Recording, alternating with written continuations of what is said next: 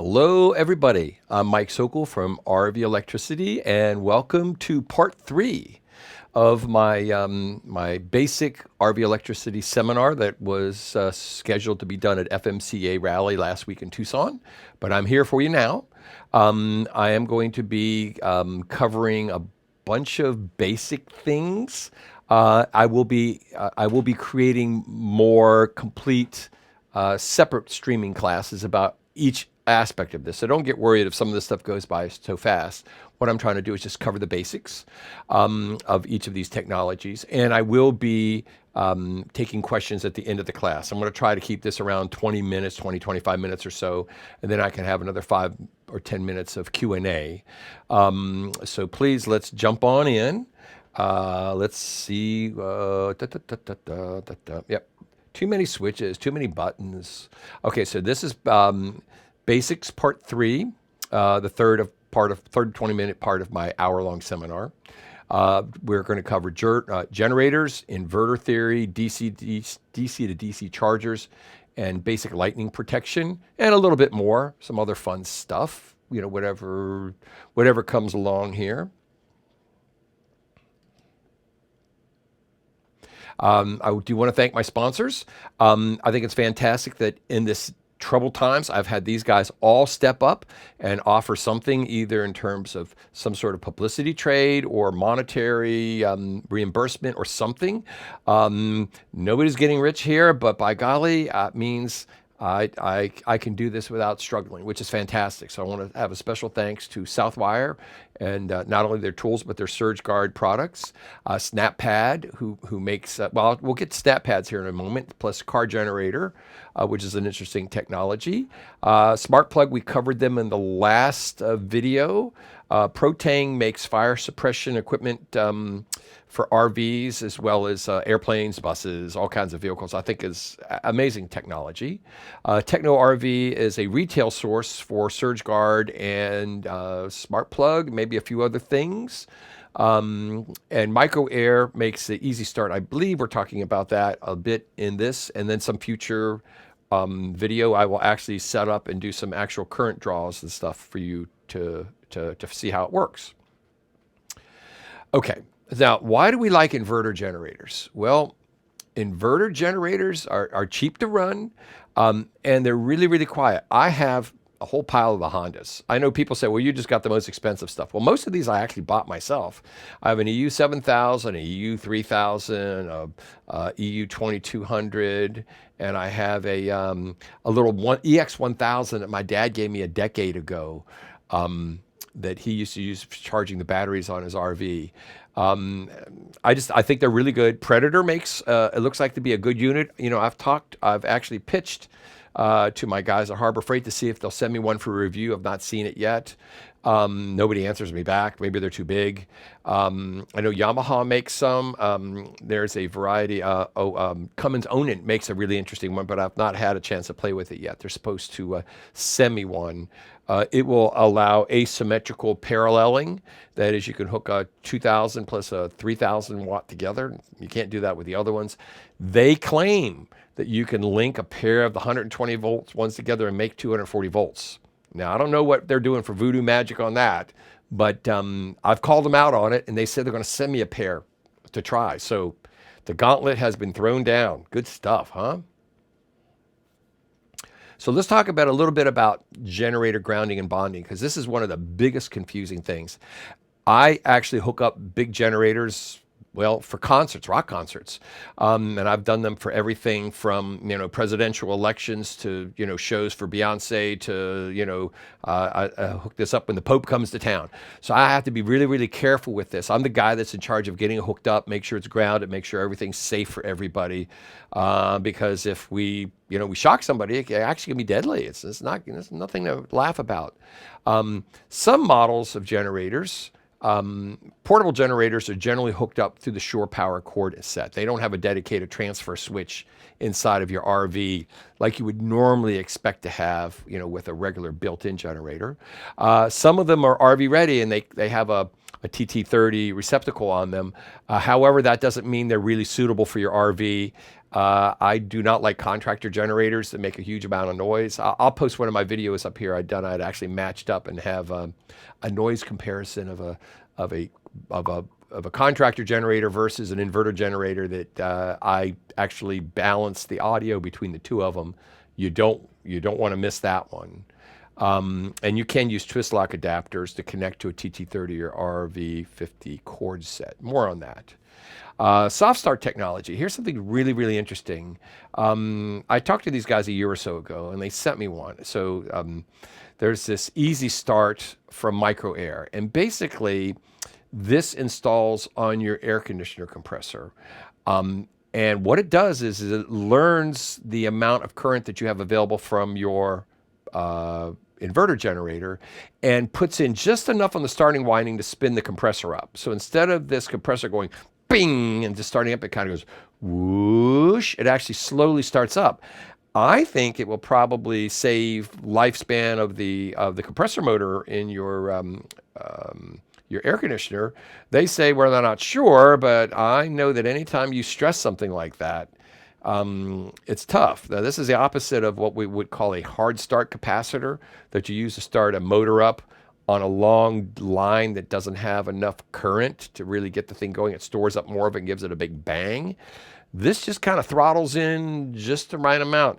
I think this thing is really great. Now, I know, because I've done it, you can run a 13,000 BTU air conditioner on a single Honda EU 2000, and you can run a pair of 13,500 BTU air conditioners on a single Honda EU 3000 generator, which I think is amazing. Now, you don't have a lot of extra power left over, but if you had a pair of 2000s, you could run a pair of air conditioners in your RV and still have the ability to run a few other things. Now, don't think about microwave and all that at the same time. That's not going to happen. But the fact is, you don't have to get a 7,000 watt generator to make this happen, just because you happen to have an RV that's got, two air conditioners you need to run.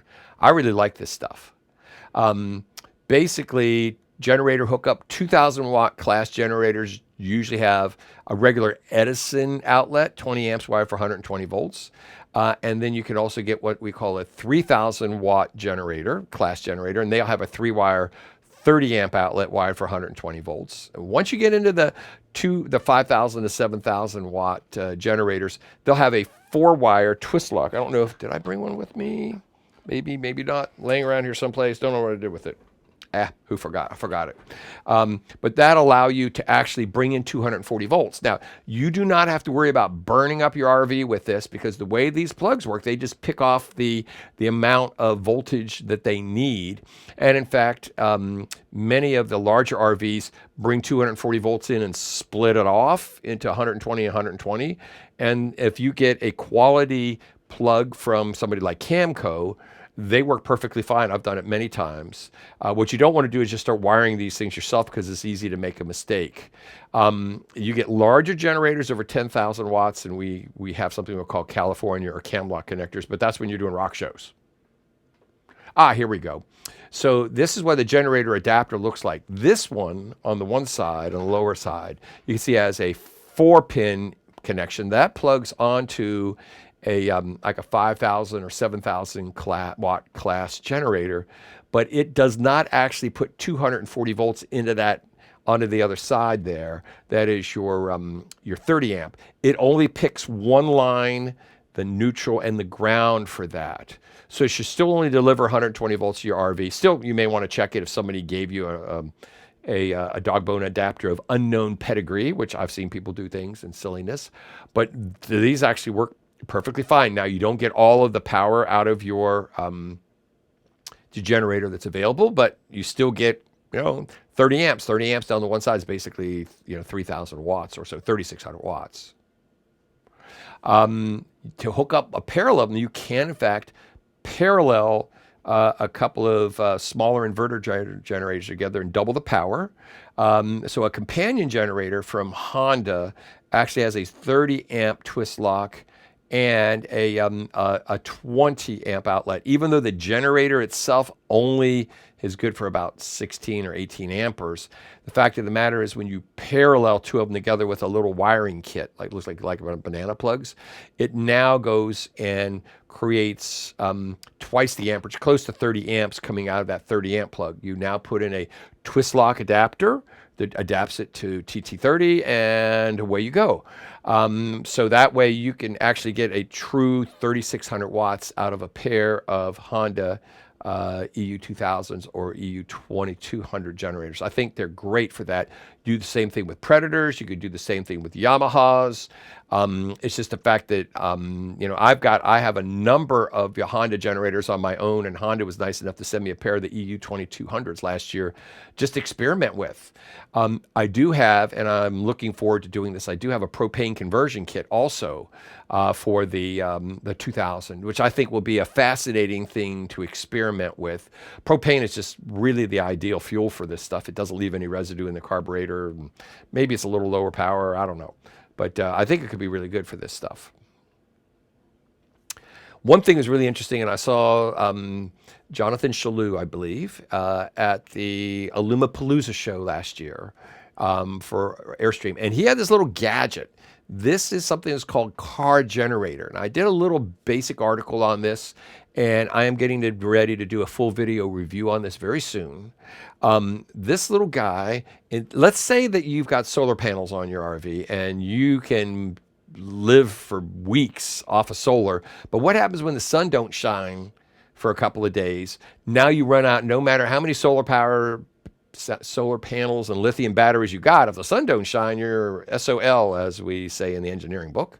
But what you can do, this little guy hooks onto the front of your car with a big plug, and it makes, you can get 1,000 watt and 1,500 watt. I think they make a 2,000 watt version, but I have the 1,000 watt version. You can make 1,000 watts of real pure AC, it's pure sine AC out of this. And then you can use that to actually power your RV from it, or you can use it to charge up your batteries. This unit, even though you think that 1,000 watts is only maybe 8 or 9 amps, and that's true, that works out to like close to 80 amps of charging capacity on your 12-volt batteries. So you may only have to idle your car for an hour or so to bring your batteries all the way up. Now, I would not use this if I was going to be camping continuously and I needed to have power all the time from a generator. But as a backup plan, I got to tell you, this is pretty fabulous. There's no fumes involved. You can pack it away anywhere you want.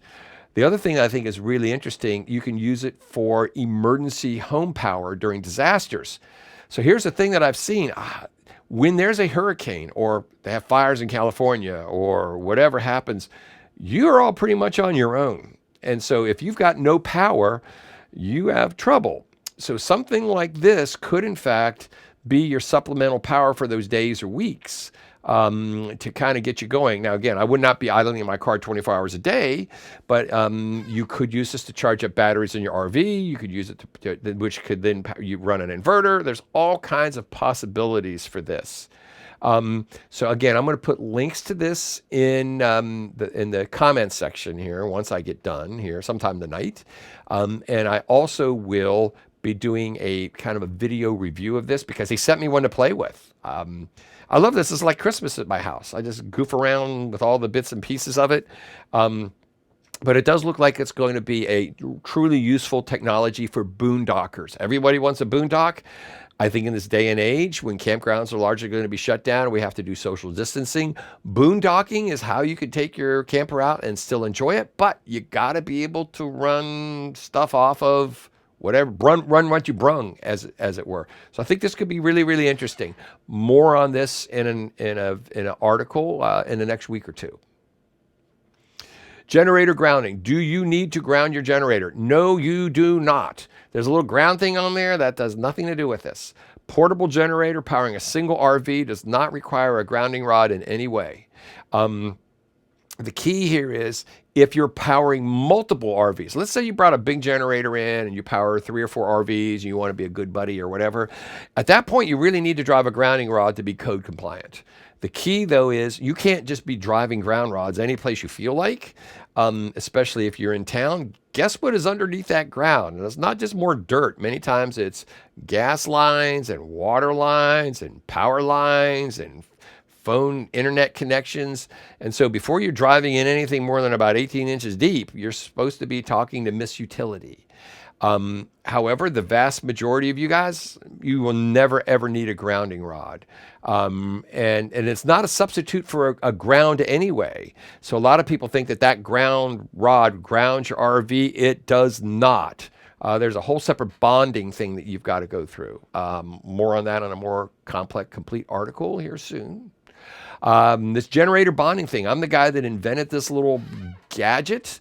So if you have an inverter generator and you plug it into plug a surge guard, like a total protection system or an EMS system or whatever, into it, it'll think that your generator has an open ground, because it does.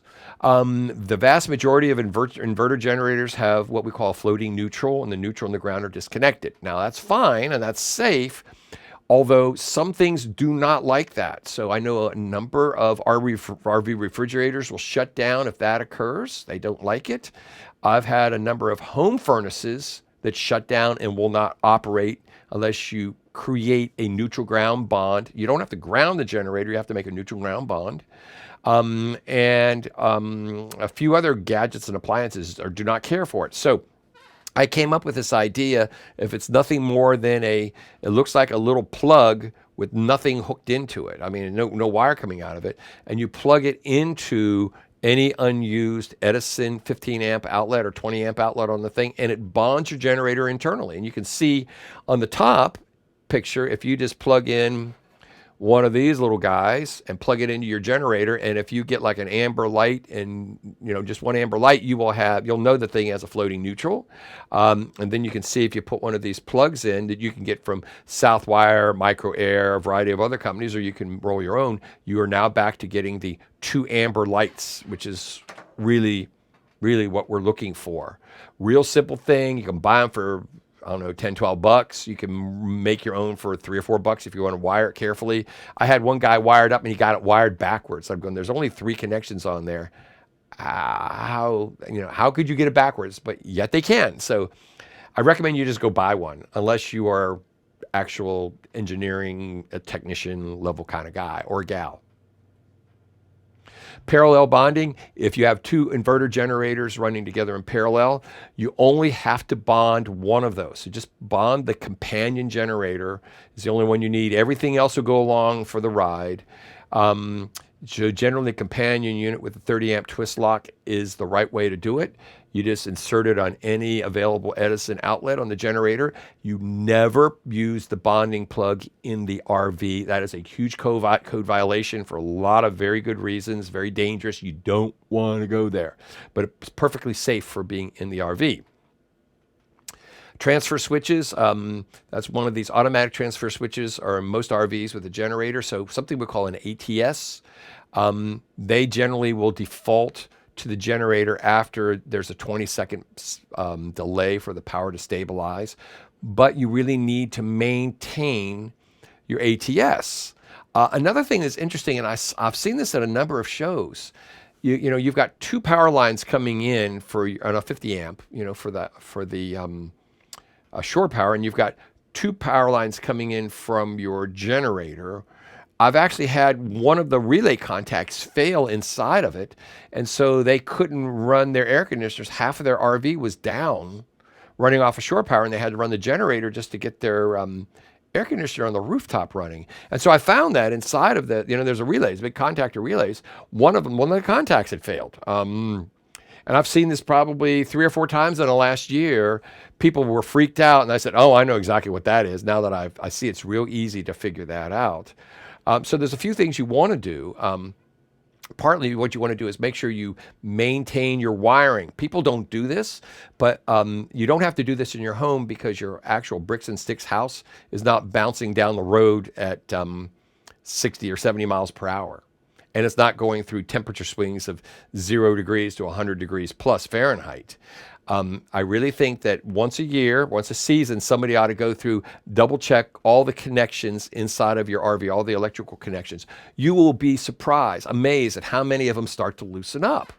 It's just how it works. I really think it's best to use a torque limiting screwdriver, especially on ATS transfer switch contactors. This is was it Webasto? A Wera thing. This is an actual commercial grade unit. Costs about $150 or so. You may not want to get this. Their gunsmith ones actually have some of these real nice ones for putting guns, assembling guns, and putting scopes on it and such, that you can get for less than $50 on Amazon. If you're curious, I'll link you to an article that I did on RV Travel about this about a year or so ago. But I really think that everybody should be checking and cleaning this stuff up. If you do any of this, make sure all your power is off, including your inverter or generator, before you go reaching in there with something metal and touching any screws. I really think that this is also something that mobile RV techs could do a good job on. Probably an hour just to go through everything and double check all your wiring. Any RV techs out there listening think this is a good idea. They just have to have professional tools, know how to do this stuff safely, and know what the proper torque settings, ratings are. I think it would be a great tune-up service that you guys could do for RV owners everywhere. Here it goes. Check the torque screws at least once a year. There will be 25 to 35 inch pounds, not foot pounds. Don't get a big torque wrench for your tire. You need one of these little baby ones. You also want to inspect all wires for signs of melting or overheating. Many of these surge protectors, I should say many of the transfer switches can have the neutral wires melted inside if you happen to be in a spot where the 50 amp outlet has been jury-rigged, has been tampered with by the campground. And so now you can have 80 or 90 or 100 amperes of current going through the white neutral wires inside of it. I've seen a ton of them. I think that's where they come from, or that or loose screws, one or the other. It's the only two things that would explain it.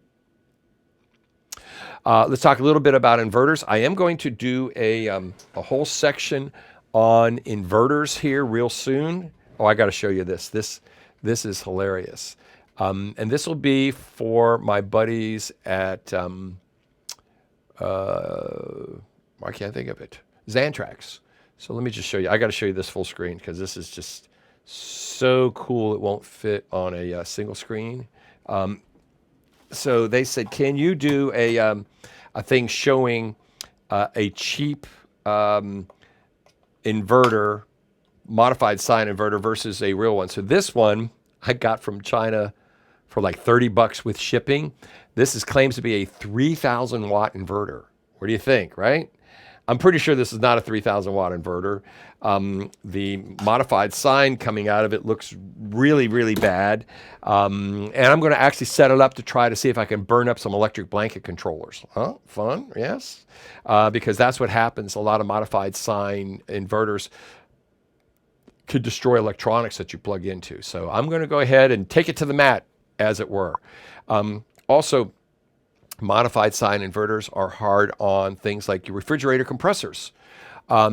Pure sine units are better, but they're the modified ones are less expensive. What a couple of my motor guys have told me is the compressors inside of a residential refrigerator, the windings will rub against each other from that buzz that you get in there and eventually wear them out. So I think that, you'll want to check, but I bet you any money that your manufacturer probably put a modified sine inverter in it because they're cheaper. I don't think that's a good place to save money. I don't. Inverter types is what a pure sine wave one looks like. See how cool that looks? Nice and smooth. Step modified sine wave looks kind of like, like that. Talk a little bit about battery chargers. I just did an article last week for RV Life, which I can link to. Basically, it's two-stage chargers work as long as you carefully monitor your batteries for water level, but you really want something we call a separate battery tender mode, or a separate one that'll float charge your batteries. If you just leave your batteries hooked up all summer here without maintaining them and watching them. By the time you're ready to go camping again, hopefully next spring, this winter, whatever, your batteries will be dead and you got to go buy new ones. And you also have to be careful that your converter or your charger matches your battery chemistry. Don't just go dropping in lithium batteries without some sort of confirming that your charger is actually rated for that. RV battery selection. I'm going to do a whole article series on this. But initially, lithium batteries are very expensive, but they cost less in the long run. The thing to remember is flooded cell and AGM batteries should only be discharged to like 50% of their actual capacity, or you'll just destroy the lifespan of them. Lithium batteries can be discharged down to 20%, sometimes as low as 0 for some of them. And they will be absolutely fine with this, and they'll get thousands of more cycles out of them. So they're better buy in the long run, expensive up front. But there may be other solutions coming that I'll be able to discuss hopefully in the coming months. Just a couple quick things I want you to have here. Series connections, this is how you hook a pair of 6-volt batteries together to make 12 volts. Here is how you hook a pair of 12-volt batteries in parallel to double the amperage capacity, but still 12 volts. Here is how you hook 4 batteries together. Because they have 2 in series, right? And those 2 series packs in parallel. Again, another whole article just on battery hookups. I can provide links to the variety of ways that all of this stuff works. We have to be really, really careful working around batteries. 12 volts is not the dangerous thing. It's the hundreds or thousands of amperes of current that's available. I still remember as a kid working in a gas station when I was like 16, 17 years old, and one of the workers in there had gotten his wedding ring between the wrench that was on the positive terminal of the battery and the frame, and it welded it to it. And he came screaming out of there, and he broke the thing loose, ran into the sink, and turned on the water, and the steam rolled out. His ring had turned cherry red. He nearly lost his finger over that. And then I remember my dad one time going to charge up a battery to a jumper, and he hooked it up backwards, and the sulfuric acid blew out of the thing right into his face. I could have lost an eye. I have seen a few batteries where the top of them has exploded from those kind of tricks. So 12-volt stuff, batteries, got to be careful. You got to be careful. DC to DC charging. Do not expect that your trailer plug, to provide enough power to run a residential refrigerator. They're generally limited to around 10 amperes. A lot of them I've measured maybe 4 or 5 amperes of charging. 4 or 5 amperes at 12 volts is maybe 50 watts to 100 watts or so. You won't be able to fully charge your house batteries driving down the road. You can get DC to DC chargers that will let you charge your batteries, let's say at 40 amperes or more, but you got to put separate connections in. This is the one that I've actually got to play with. RedArc has sent me one of these. And it also allows for a secondary connection from a solar panel. You don't want to just take solar panels and just hook them up your batteries or just burn all kinds of stuff up. You do not want to hook your tow vehicle's alternator directly into your lithium batteries in your RV. You will burn up the alternator in your tow vehicle. I had a guy do this in a Sprinter, and I forget what the price was, but it was horribly expensive to fix. Don't do it. Make sure you have the proper technology in it. There's a few other guys too. RedArc is just one that I've seen him playing around with a little bit. And let's see. Come on, baby. Is that it? Here finally. So lightning protection for SnapPad. So this is really, really interesting. So SnapPad is a company that makes these rubberized booties that actually fit and stick right onto your landing pads and jacks on your RV. And these are really, really nice because they don't mar things up. But a couple of years ago, they said, we think that this will help in lightning storms. And so I kept casually looking at this for months. And after 6 or 8 months, I actually found a reference to the secondary ground causing something that I call kind of a lightning whiplash back into buildings, and it subsequently could be RVs. And so I called them up and I said, I don't know that this is conclusive, but I really think there is the possibility that insulating your jacks from the ground, nothing will help you if your RV is directly hit by lightning. But if you have a ground strike around you, I think it may reduce internal electrical damage in your RV from this whiplash effect of this extra current pulse going through it. I don't know yet. Don't say that I've done. Don't say that I've said that. But I think it's interesting. I think it's possible. So they've commissioned me. I'm going to be doing a video and an article and a few studies on this thing. So when you see a big blue glow from the sky, that's me. That's me doing that stuff. So I think it's fun. And I think it could be really, really important. So a great secondary use for this product. By itself, it's a great product. But if it can, in fact, help prevent damage to your electronics or a lightning storm, even better, huh? So let's see, I got one more. Do I got one more? No, I got one more. No, that's it. Okay, so that's my class for today. Remember, you can find me on my Facebook group, RVelectricity. This is your YouTube RVelectricity channel. I'm going to be claiming my name here. Last week I had like 30 people signed up, subscribed. Now I've got like 1,600. So they're going to let me actually claim my RVelectricity suffix on it. I'm setting up a new email address for mike@rvelectricity.com because I'm trying to separate this out from all my no shock zone stuff. So that'll be up soon. I'm cataloging all the things that I'm writing are still going on rvtravel.com, where many of you know me from. But I am also cataloging all of that over into rvelectricity.com and creating that up as a library system. And I want to thank all my sponsors, Southwire, SurgeGuard, SnapPad, CarGenerator.com, SmartPlug, ProTang, Techno RV, and Micro Air. It would be much harder for me to do this without you guys. So thank you very much for your support. So I'm going to go answer questions here for another 10 or 15 minutes. Let's just see where I am. Let me get up here. Okay. All good info. Let's see. I need a bigger screen. My eyes are just too bad for this. Appreciate. Thanks. Oh yeah, my book is also available. You can also go to Amazon and purchase my RV electrical safety book. I forget, it's like $14, or you can get it in an electronic version too and get it in minutes. But I think that it's got a lot of this basic information on it. To me, knowledge is power with all of that. Let's see. Torque settings. Okay, so this is an interesting question.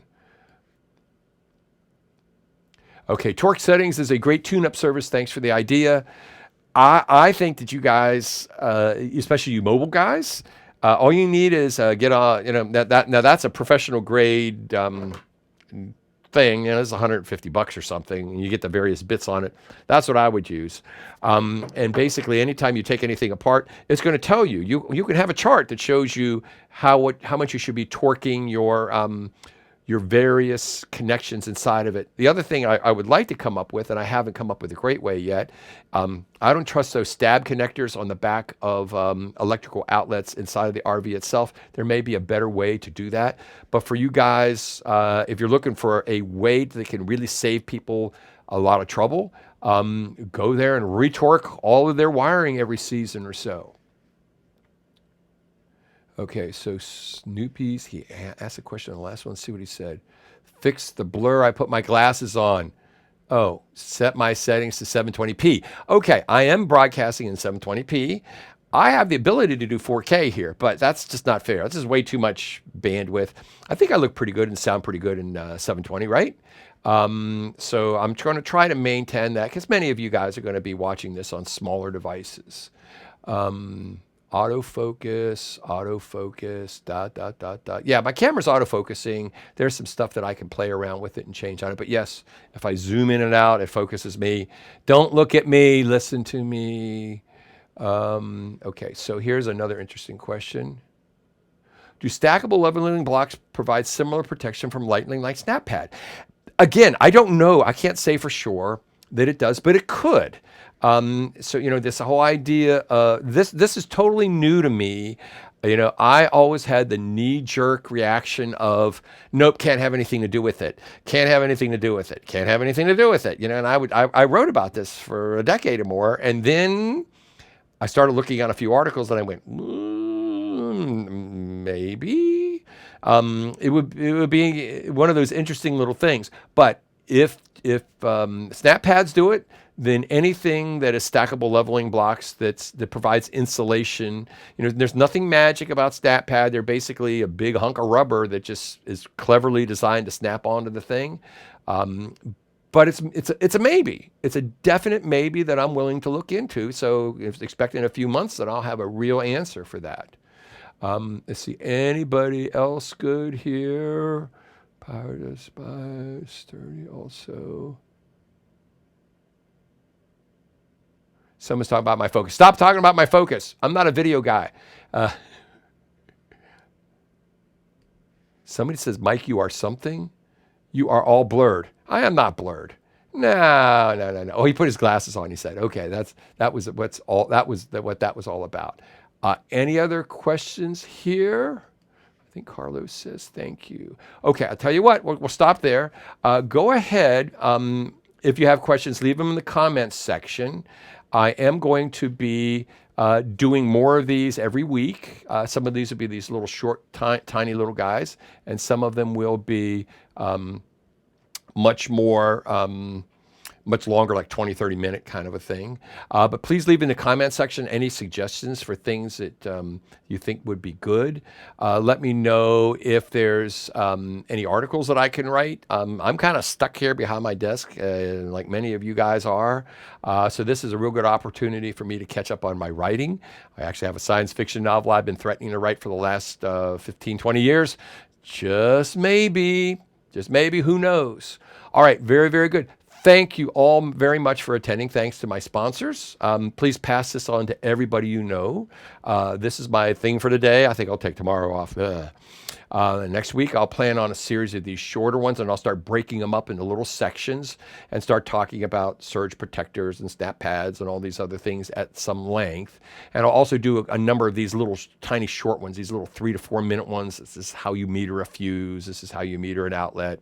That kind of stuff, just to kind of help you guys out. So if you have any other questions, leave them in the comments, pass them on to anybody, and thank you. Thank you very much for watching, and let me know how I can help. We all got to stay in this together, and as I've always said out there, let's play safe out there. I'm Mike Sokol. Thank you so much.